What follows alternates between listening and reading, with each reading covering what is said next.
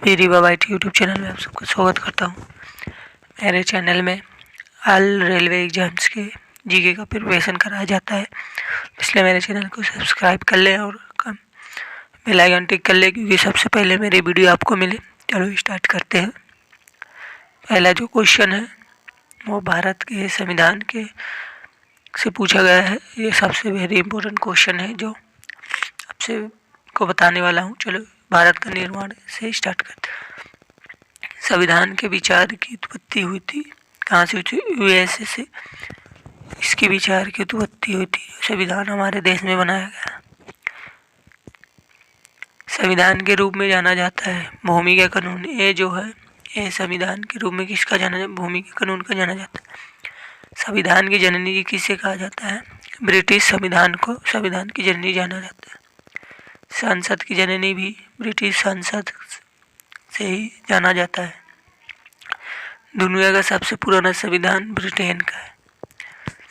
आधुनिक लोकतंत्र की भूमि भी ब्रिटेन से ही हुई थी। लोकतंत्र का उद्गम स्थल ग्रीस है और प्रत्यक्ष लोकतंत्र का घर स्विट्जरलैंड को कहा जाता है। क्या है? प्रत्यक्ष लोकतंत्र का घर, एपेक्स ऑफ अ नेशन को संविधान कहा जाता है। एपेक्स ऑफ अ नेशन को ब्रिटिश संसद द्वारा संसद की जननी के रूप में वर्णित किया गया था। जॉन ब्राइट ने इसको वर्णित किया था। आधुनिक लोकतंत्र की भूमि को भी ब्रिटेन कहते हैं।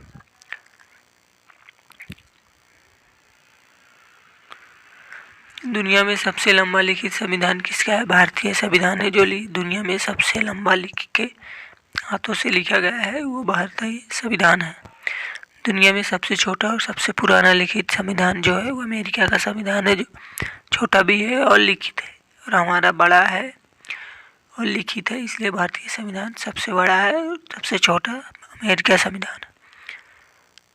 आयोजन भारतीय संविधान दोनों है, कठोर और लचीला दोनों है। भारतीय संविधान में कठोर भी है, लचीला भी है। संस्थान में दो में विभाजित किया गया है। लिखित संविधान में भारत अमेरिका है और लिखित संविधान में ब्रिटेन और इजराइल है।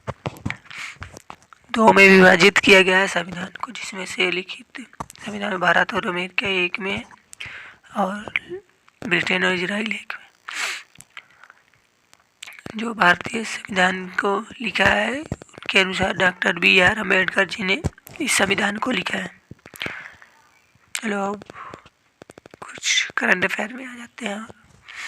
वर्ल्ड प्रेस फ्रीडम डे किस तिथि को मनाया जाता है? 3 मई को मनाया जाता है वर्ल्ड प्रेस फ्रीडम डे को। SCL टैंक को पीछे छोड़ कौन सी कंपनी तीसरी सबसे बड़ी भारतीय IT कंपनी बन गई है? वो विप्रो है, जो SCL को टैंक को पीछे छोड़कर तीसरी सबसे बड़ी भारतीय कंपनी बन गई है।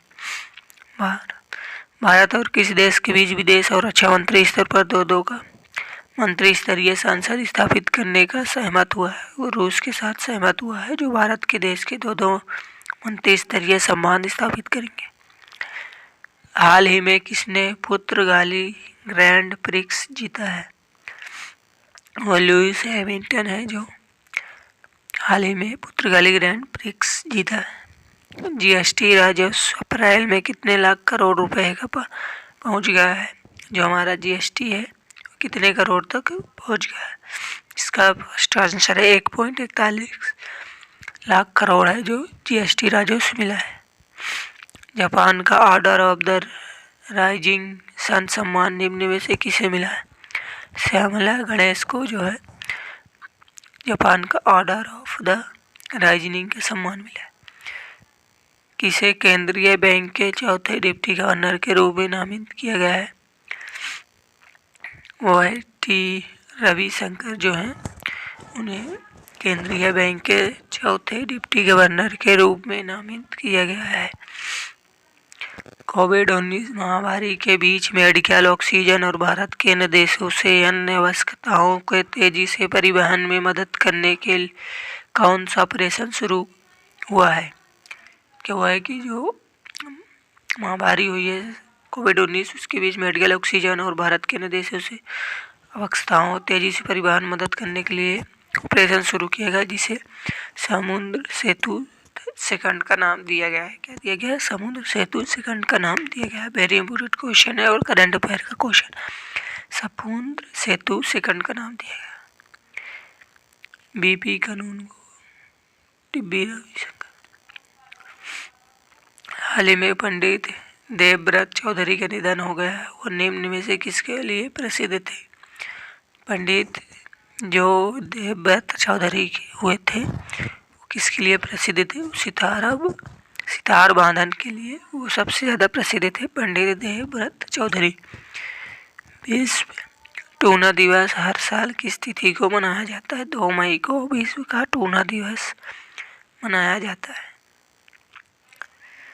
वंदे भारत एक्सप्रेस किन स्टेशनों के बीच चलती है? दिल्ली से वाराणसी चलती है जो वंदे भारत एक्सप्रेस चालू की गई थी। और इंडिया की सबसे फास्टेस्ट ट्रेन भी अभी की मानी गई है, जिसे वंदे भारत एक्सप्रेस कहा जाता है। नॉन वोलेटाइल मेमोरी निम्न में से कौन सी है?